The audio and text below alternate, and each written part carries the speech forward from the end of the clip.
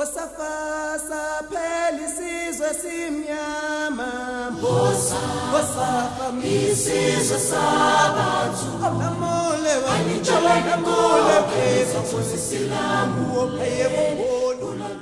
when I'm talking about what black people are saying in the township, but you never hear it because they will never ever open their mouths about it. Our history has put them into that mold of not challenging anything. They will talk to me over a beer and I understand what is happening there. So when Cedric talks, I'm talking about my last 6 years in Soweto. I'm not talking about my previous 56 years as a white South African. And when I think like a grassroots black guy. I don't think like a white guy anymore. I was lucky to meet Cedric, a bare-feet white guy, a tour operator who tries to bring some business to Soweto, a black township. Townships are places when tourists go only on bus tours. I wanted to show you a township Soweto in a different way. But before that, let's move back to history and see what those people fought for and what they thought democracy would bring them. Oneness in Boomba. Those days went down bitter and sore with the presence of the army and the police. What we've got is a Freedom Charter, signed in 1955, 25th of June 1955, by 3,000 representatives who represented 4 groups. The 4 groups got together with the intent purposes of creating a charter by which they believed South Africa could operate. And sisters disappeared into the police cells. Others came back. And others never came back. We were told. But this is the basis of what took place in 1955, and today is the basis of our constitution.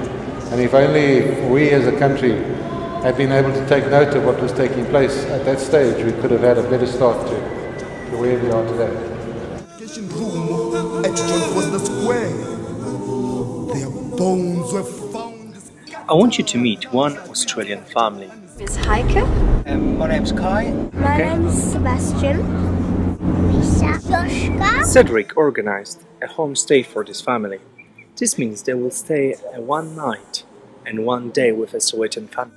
I hope this will give you a great idea of this community. Yes, I'm really looking forward to Soweto because I've been to South Africa many times. I did one bigger bus tour to Soweto many years ago, which was interesting but still a bit of a disappointment because it's just such a large group of people. But I'm sort of missing out on getting a feel of how the Africans sort of live. And one night isn't much, but it's a start, staying with the family. Our kids are also really looking forward to it very much because they notice a lot of differences between here and Australia. I'd like to help with preparation of the meals, or just do whatever they do and see what their normal day-to-day life is like any other day. I prefer to go out at night in the streets, and I hear that sometimes they have like little fires there where they cook things. So I want to see what the community does. Okay, is there anything you are afraid of?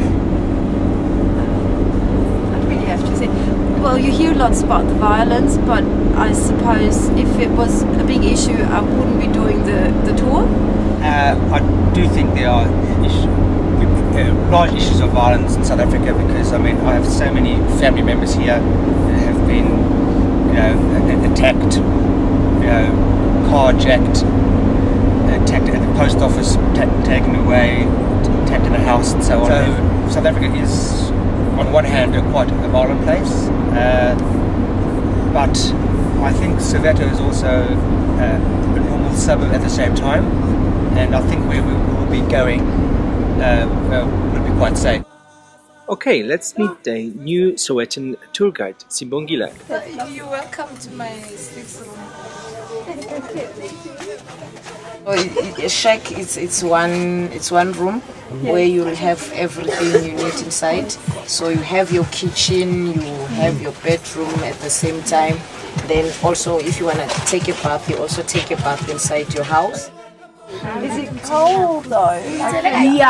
Yeah, especially if you don't have electricity. So if you have electricity, it's better because you can heat on the room with your heater or with your stove. And also on summertime, it becomes extremely hot because you barely sit inside here during the day because it's so hot. It's great. I think I'm very surprised about it. I did expect basic housing, but I did not expect the pride that people take into their homes and the way that they make them look comfortable and how they share, how organized they have to be to share what they got. So far I'm very, very positively pleased and very surprised. The boys acclimatized really quickly. The days of panic and fear.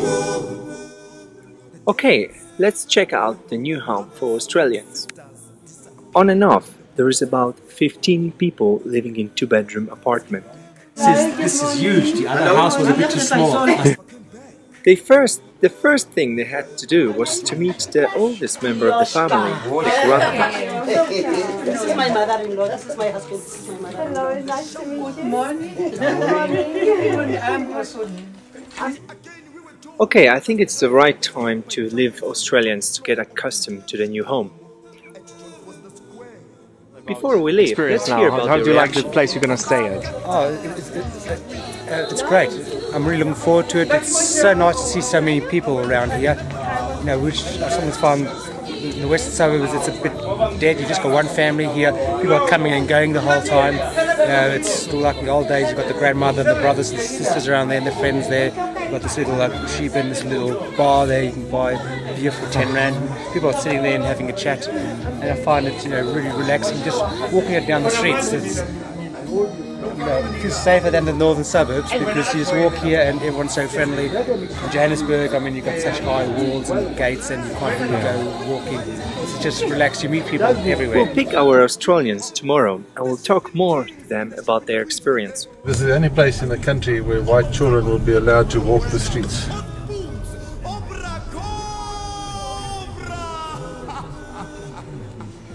Bye, guys.